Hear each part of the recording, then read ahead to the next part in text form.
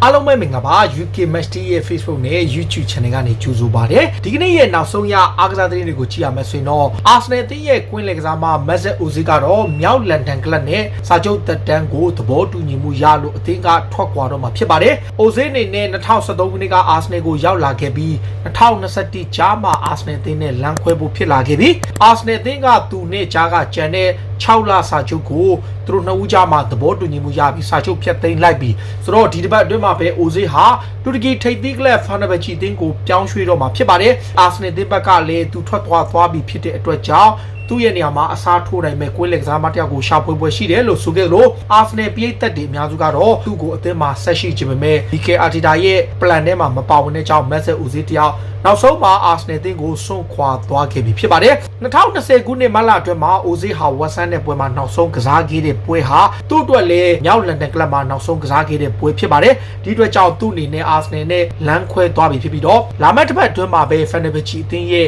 ကစားမအဖြစ်တရားဝင်ထုတ်ဖော်ကြေညာခြင်းခံရတော့မှာပါတစ်ချိန်တည်းမှာပဲ Arsenal အသင်းမှာပဲ Ozil လိုပဲနောက်ထပ်ကစားမတစ်ယောက်ရှိတယ်အဲ့ဒါကလူငယ်ကစားမလေးဘာလာကန်ပါ19နှစ်ပဲရှိတဲ့သူဟာရာသီကုန်မှာစာချုပ်သက်တမ်းကုန်ဆုံးတော့မယ်အဲ့အတွက်ကြောင့်အသင်းကသူ့ကိုစာချုပ်တစ်ချုပ်ဆိုဖို့လုပ်နေပေမဲ့သူကဂျာမန်ထိပ်သီးကလပ် RB Leipzig နဲ့အကျိုးသဘောတူညီမှုရထားတယ်ဆိုတဲ့သတင်းတွေဖော်ပြထားတယ်ဒါပေမဲ့ Arsenal အသင်းကတော့ကစားမလေးကိုအသင်းမှာဆက်ရှိနိုင်ဖို့ကြိုးပမ်းနေစေဖြစ်ပြီးတော့စာချုပ်တစ်ချုပ်ဆိုနိုင်ဖို့မျှော်လင့်နေတယ်လို့ဆိုပါတယ်လာလီဂါဘတ်မှာတော့ဘာဆိုနာအသင်းကသူတို့ရဲ့ဥက္ကဋ္ဌအသစ်ရွေးကောက်ပွဲအတွက်နောက်ဆုံးစကားတင်3ယောက်ကျန်တဲ့အချိန်မှာအဲ့ဥက္ကဋ္ဌအသစ်ရွေးကောက်ပွဲကိုပထမစီစဉ်ထားတာက January လအတွင်းမှာကျင်းပဖို့စီစဉ်ထားရင်က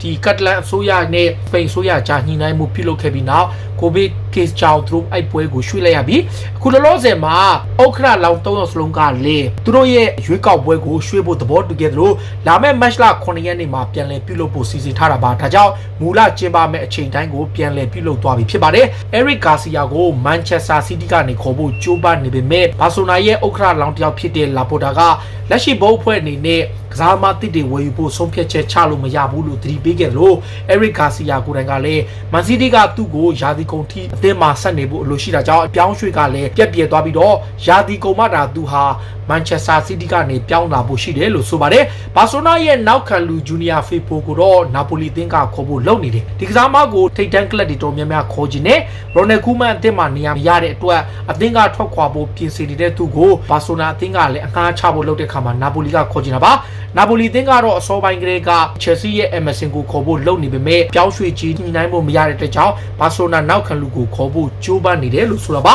Atletico Madrid ရဲ့နီးပြ Diego Simeone ကတော့သူတို့အသင်းကတိုက်စစ်မှုတယောက်ကိုလိုချင်တယ် Diego Costa ထွက်သွားတဲ့အချိန်မှာသူ့ရဲ့နေရာမှာအစားထိုးနိုင်မဲ့တိုက်စစ်မှုတယောက်ခေါ်ချင်တယ်သူတို့ရထားတာကမြောက်လန်ဒန်ကလပ် Arsenal အသင်းရဲ့တိုက်စစ်မှု Alexander Lacazette ပါ Lacazette ကို Simeone က Arsenal ကိုမပြောင်းခင်ကတည်းကသူ့ကိုခေါ်ဖို့ကြိုးပမ်းခဲ့ဘူးလား Lacazette ဟာ Arsenal အသင်းမှာရှိနေပေမဲ့အဓိကပြစ်မှတ်ဖြစ်ရှိနေစေဖြစ်တယ်ဆိုပြီးတော့ AS သတင်းစာကဖော်ပြထားပါတယ် AC Milan အသင်းကလည်း Chelsea ရဲ့နောက်ခံလူ Tomori ကိုခေါ်ဖို့လုပ်နေတယ် Chelsea ဘက်ကသူ့ကိုရောင်းချဖို့စီစဉ်ထားပေမဲ့လက်ရှိမှာတော့ AC Milan အသင်းကသူ့ကိုအငှားနဲ့အရင်ခေါ်ပြီးတော့မှရာသီကုန်မှပေါင်23တန်းနဲ့အပိသက်ခေါ်ယူမဲ့ကမ်းလှမ်းမှုမျိုးကိုပြုလုပ်ထားတယ်ဒါ AC Milan အသင်းဘက်ကကစားမအသစ်တွေကိုအားဖြည့်ချင်နေတဲ့အချိန်မှာ Chelsea နောက်ခံလူ Tomori ကိုခေါ်ချင်တာပါ AC Milan ဟာတစ်ချိန်တည်းမှာပဲ Torino ရဲ့ကွင်းလယ်ကစားမ Mighty ဆိုတဲ့ကစားမလေးကိုခေါ်လိုက်ပါတယ်ပြင်သစ်ကွင်းလယ်ကစားမဟာရာသီကုန်ထိ AC Milan အသင်းမှာပြောင်းရွှေ့ကစားမှာပါ AC Milan ဘက်ကကစားမအသစ်တယောက်အားဖြည့်ထားသလို Milan ဟာ Manchester United ရဲ့နောက်ခံလူ Diego Dalot ကိုခေါ်ဖို့လုပ်နေတဲ့အချိန်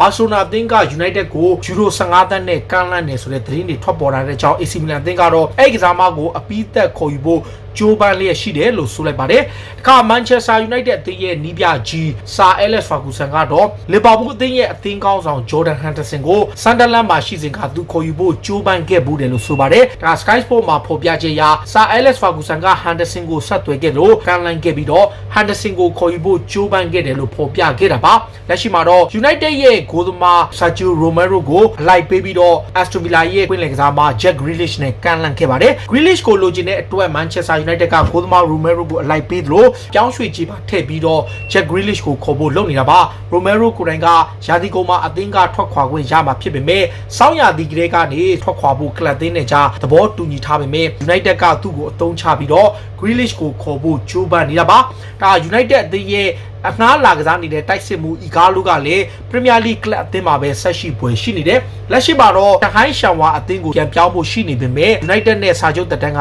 January လမှာကုန်မှာ Manchester United အသင်းမှာသူဆက်ရှိနေတယ်လို့ပြောထားလို့တစ်ဖက်မှာလည်း United ကသူ့ကိုစာချုပ်တိချုပ်ဆိုများထွက်ခွာခွင့်ပေးမလားဆိုတာကိုစဉ်းစားနေစေဖြစ်တယ်လို့ဖော်ပြထားတဲ့အတွက်ကြောင့်ဒါသူကိုယ်တိုင်ကတော့အသင်းမှာဆက်နေခွင့်ရဖို့ကြိုးပမ်းသွားမယ်လို့ဆိုလိုက်ပါတယ်။ဒါက Newcastle အသင်းကတော့ Juventus မှာပုံမှန်နေရာမရဘဲရုန်းကန်နေရတဲ့ Aaron Ramsey ကိုခေါ်ခြင်းနဲ့ Ramsey ကိုယ်တိုင်က Premier League ကထွက်သွားပြီးက Juventus အသင်းမှာကစားခွင့်ရတယ်။ဒါပေမဲ့သူကိုယ်တိုင်ရုန်းကန်နေရတဲ့အတွက်သူ့ကို Newcastle ကခေါ်ခြင်းနဲ့ဆိုပြီးသတင်းတွေမှာဖော်ပြထားတာပါ။ Juventus က Director အဖြစ်ဆောင်ရွက်နေတဲ့ Fabio Paratici ကဘာလဲဆိုတော့စောင်းရသည့်ဈေးကွက်မှာ Andre Pirlo လိုအပ်တဲ့ကစားမတွေကိုသူခေါ်ပေးမယ်လို့ပြောထားပါတယ်။လက်ရှိမှာတော့ Genoa ရဲ့ကစားသမားအပါဝင်ကစားသမား3ယောက်လောက်ကို Juventus ကစောင့်ကြည့်နေတယ်။ Pirlo လိုချင်တဲ့ကစားသမားတွေကိုသူတို့ဘက်ကခေါ်ယူပေးဖို့အသင့်ရှိတယ်။ Titan နဲ့ပြောင်းရွှေ့ခြင်းဆိုရင်သူတို့ဘက်ကခေါ်ယူပေးဖို့အသင့်ရှိတယ်လို့ဆိုပါတယ်။ Wolverhampton အသင်းကလည်းအသင်းကထွက်ခွာသွားပွဲရှိတဲ့ Adama Traore ရဲ့နေရာမှာအစားထိုးဖို့တောင်ပန်ကစားမတယောက်ကိုလိုချင်တယ်။သူတို့စောင့်ကြည့်နေတဲ့သူက Sevilla ရဲ့တောင်ပန်ကစားမ Ocampos ပါ။ Ocampos ကတိုက်စစ်ပိုင်းမှာကောင်းကောင်းကစားနိုင်လို့ Sevilla အတွက်ခြေစွမ်းပြနေသူလည်းဖြစ်တယ်။လက်ရှိမှာတော့ Wolves အသင်းက Adama Traore ရဲ့နေရာမှာအစားထိုးခြင်းလို့ Sevilla ကိုဆက်သွယ်ထားတယ်ဆိုပြီးသတင်းတွေမှာဖော်ပြထားတာလည်းဖြစ်ပါတယ်။ Chelsea အသင်းရဲ့တိုက်စစ်မှု Olivier Giroud ကတော့ City ထိပ်သီးကလပ် Juventus ကိုထွက်ခွာသွားပွဲရှိတယ်လို့သတင်းတွေတက်နေတယ်။ပြီးခဲ့တဲ့ရက်ပိုင်းတုန်းက Zinedine Zidane က Giroud ကိုခေါ်ချင်တယ်လို့သတင်းထွက်ခဲ့သလိုအခု Juventus ကလည်းသူ့ကိုခေါ်ချင်တယ်ဆိုပြီးသတင်းတွေထွက်နေတယ်။ဒါ33နှစ်ကျော်34နှစ်ရှိပြီဖြစ်တဲ့တိုက်စစ်မှုကြီးက Chelsea မှာအားကိုးနေရစေတိုက်စစ်မှုဖြစ်ပေမဲ့ Frank Lampard ရဲ့အသင်းမှာအနာဂတ်ကိုသူဆုံးဖြတ်ချက်ချခြင်းမရှိသေးကြောင်းသူကလန်ဒန်မှာဆက်နေခြင်းပဲယူရိုပြိုင်ပွဲဝင်ခွင့်ရဖို့အတွက်အရေးကြီးတဲ့အတွက်ကြောင့်ဂျူရူအနေနဲ့ဆုံးဖြတ်ချက်တစ်ခုကိုတော့ချမှတ်သွားပွဲရှိတယ်လို့ဆိုပါတယ်။ Chelsea အနေနဲ့လက်ရှိမှာတူရကီကိုအငှားချလိုက်တဲ့ကွင်းလင်ကစားမ Danny Drinkwater ရဲ့လောက်ခလာစာအများစုကိုပေးချေသွားမယ်လို့ဆိုပါတယ်။ကလပ်သင်းမှာလုံးဝကစားခွင့်မရဘဲနဲ့လူငယ်အသင်းထိရောက်ပြီးတော့အသင်းမှာပဲလေ့ကျင့်နေရတဲ့ Danny Drinkwater ကို Chelsea အသင်းက